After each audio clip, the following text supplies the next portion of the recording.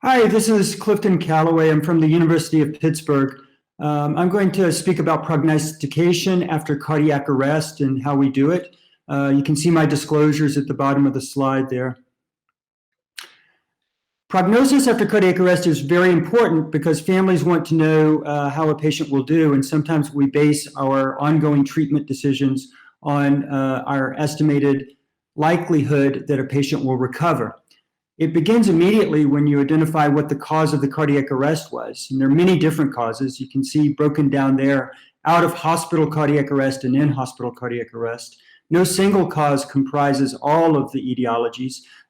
Cardiac a bit more common out of hospital, respiratory a bit more common in hospital. But the thing to remember is the patient has a potentially lethal disease. And if it's not reversible, their prognosis is sealed by the etiology of their cardiac arrest. If the cardiac arrest was actually a waypoint in the decline of a long-term or irreversible illness, the prognosis is uniformly poor, regardless of anything else. Examples might be metastatic cancer, end-stage heart or lung disease with no option for transplant, or a devastating intracranial or spinal injury. You can't change the prognosis if the fate is already sealed. Secondly, you need to consider the physiologic reserve of the patient and their tolerance for being critically ill. The median duration of ICU stay in patients who survive cardiac arrest is about 6 days. About 50% of survivors have some kind of impairment, cognitive or physical, at 6 months, which limits their participation in normal activities. And rehabilitation and recovery continues for weeks in the best cases and for many months in many patients. So patients need to be able to and be willing to undergo that kind of illness.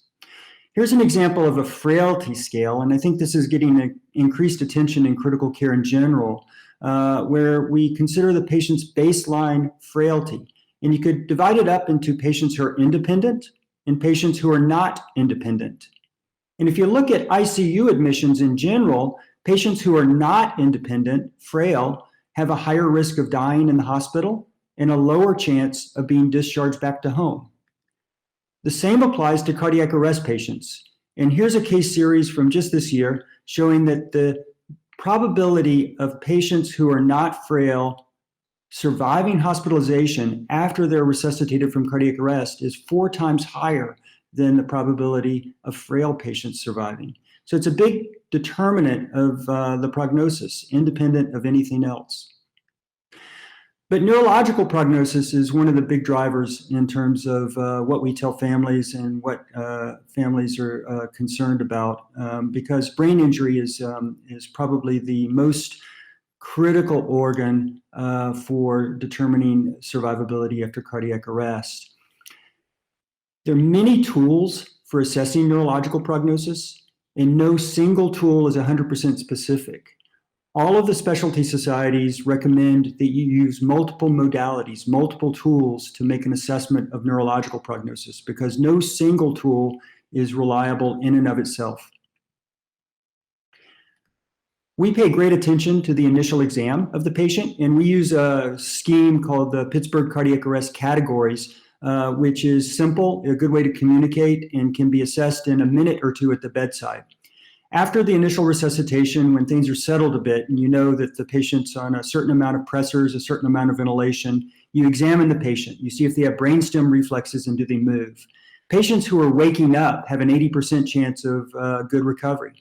Patients who have no brainstem reflexes and no movement have only about a 10% chance of good recovery. And people in the middle who have some reflexes and movement, but shock or no shock or very high ventilator settings, they may have 60 or 30% chance of recovery.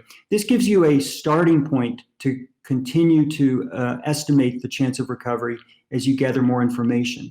And I think it's a very useful way to stratify the illness severity at the beginning of your care for the cardiac arrest patient. We perform a CT scan of the brain on all patients who are comatose. And what we're looking for in that initial CT scan is cerebral edema. You appreciate it as a decrease in X-ray attenuation by the gray matter as it picks up water. And you can quantify it by comparing the Hounsfield units in gray matter and white matter, so the gray to white ratio. Normal brain has a ratio of about 1.3. As gray matter becomes more edematous, that ratio approaches 1. Patients like the CT scan on the far right, where all of the gray matter is become homogeneous with the white matter, and you can't distinguish that gray-white differentiation, and the cisterns are effaced, and the sulci are gone, have a high risk of progressing to herniation and approach 0% good outcomes. So I think that's a piece of information that in a subset of patients will tell you the prognosis very early. We like to get EEG on the first day. EEG is an early warning indicator of whether the cortex is recovering. EEG background must become continuous in order for patients to awaken. And what you expect is a very suppressed EEG to become more active and electrical activity to return to continuous. Sometimes you'll also pick up things that you might treat like electrographic seizures. There's been talk of highly malignant EEG, and that's a term in the nomenclature from the ACNS. It's broadly defined as suppression or burst suppression with or without discharges. And I think that's too broad for cardiac arrest patients because it includes some patterns that are expected during recovery and that are quite survivable. Also, you have to be conscious that sedation, metabolic situation, and timing of EEG can affect what kind of patterns you observe. Burst suppression would include both of these. So the pattern on the left has bursts that are very spiky, stereotyped, nearly identical appearing, and the background is completely flat. On the right, though, is a burst which is more varied, less stereotyped, and has some hint that the background activity is coming back. The one on the left really is one that you don't see good outcomes if the background remains suppressed like that. But the one on the right can be a stepping stone on the way to full recovery and may have some good outcomes. The persistently discontinuous EEG is the thing that's worrisome. And Dr. Elmer, one of my colleagues, has looked at different patterns, and he really finds that the prognostic significance of EEG being discontinuous and suppressed is more in the first or second day after recovery. So persistent suppression more than 48 hours is associated with poor outcome. Myoclonic jerks are worth mentioning, and they are a category of those bursts. You can see the whole body jerks when one of these bursts goes by. Again, the pattern on the left with that flat background and stereotype burst on top is malignant, whereas the one on the right, where you have background activity, may have 50% of patients recover. So EEG is important to distinguish those different clinically similar looking situations in terms of their prognosis.